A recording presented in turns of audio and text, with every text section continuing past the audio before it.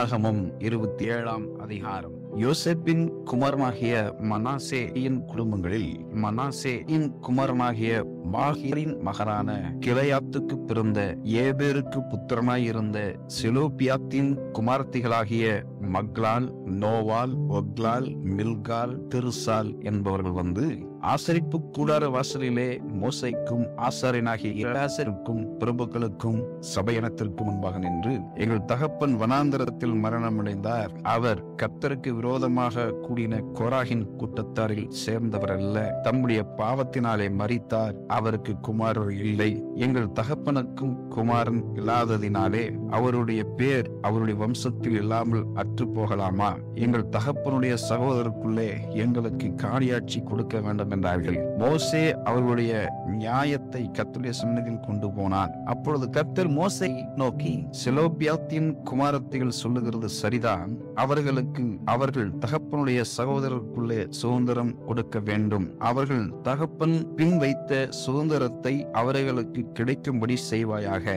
மேலும் நீ இஸ்ரவேல் புத்திரரை நோக்கி, ஒருவன் குமாரன் இல்லாமல் மரித்தால் அவனுக்குரிய சுதந்திரத்தை அவன் குமாரத்திக்கு கொடுக்க வேண்டும். அவனுக்கு குமாரத்தியும் இல்லாதிருந்தால் அவனுக்குரிய சுதந்திரத்தை அவன் சகோதரருக்கு கொடுக்க வேண்டும். அவனுக்கு சகோதரர் இல்லாதிருந்தால் அவனுக்குரிய சுதந்திரத்தை அவன் தகப்பனுடைய சகோதரருக்கு கொடுக்க வேண்டும். அவன் தகப்பனுக்கு சகோதரர் இல்லாதிருந்தால் அவனுக்குரிய சுதந்திரத்தை அவன் வம்சத்திலே அவனுக்கு கிட்டின உறவின் முறையான சுதந்திரமாக கொடுக்க வேண்டும். இது கர்த்தர் மோசேக்கு கட்டளையிட்டபடியே இஸ்ரவேல் புத்திரருக்கு நியாய விதி பிரமாணமாய் இருக்க கடவுது என்று சொல் என்றார். பின்பு கர்த்தர் மோசேயை நோக்கி, நீ இந்த அபாரிம் மலையில் ஏறி நான் இஸ்ரவேல் புத்திரருக்கு கொடுத்த தேசத்தை பார். நீ அதை பார்த்த பின்பு உன் சகோதரனாகிய ஆரோன் சேர்க்கப்பட்டது போல நீயும் உன் ஜனத்தாரிடத்தில் சேர்க்கப்படுவாய். சபையார் வாக்குவாதம் பண்ணின சீன் வனாந்தரத்தில் தண்ணீர் கெடுத்த விஷயத்தில்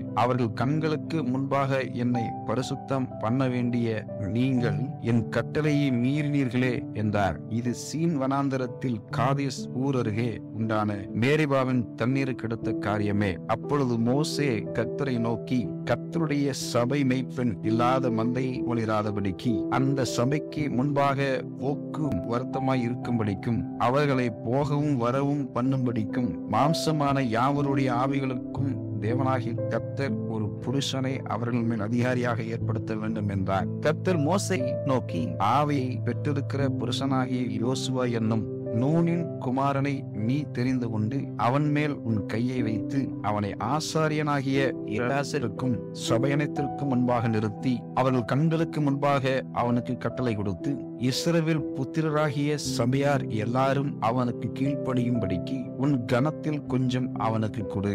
அவன் ஆசாரியனாகிய எலாசருக்கு முன்பாக நிற்க கடவன். அவன் நிமித்தம் அந்த ஆசாரியன் கர்த்தருடைய சன்னிதானத்தில் வந்து ஊரீம் என்னும் நியாயத்தினாலே ஆலோசனை கேட்க கடவன். அவருடைய கட்டளையின்படியே அவனும் அவனோட கூட இஸ்ரவேல் புத்திரராகிய சபையார் எல்லாரும் போகவும் அவருடைய கட்டளையின்படியே வரவும் வேண்டியது என்றார். மோசே தனக்கு கர்த்தர் கட்டளையிட்டபடியே யோசுவாவை அழைத்து கொண்டு போய் அவனை ஆசாரியனாகிய எலாசருக்கும் சபையினத்திற்கு முன்பாக நிறுத்தி அவன் மேல் தன் கைகளை வைத்து கர்த்தர் தனக்கு சொன்னபடியே அவனுக்கு கட்டளை கொடுத்தான் என்பதே. ஆமேன்.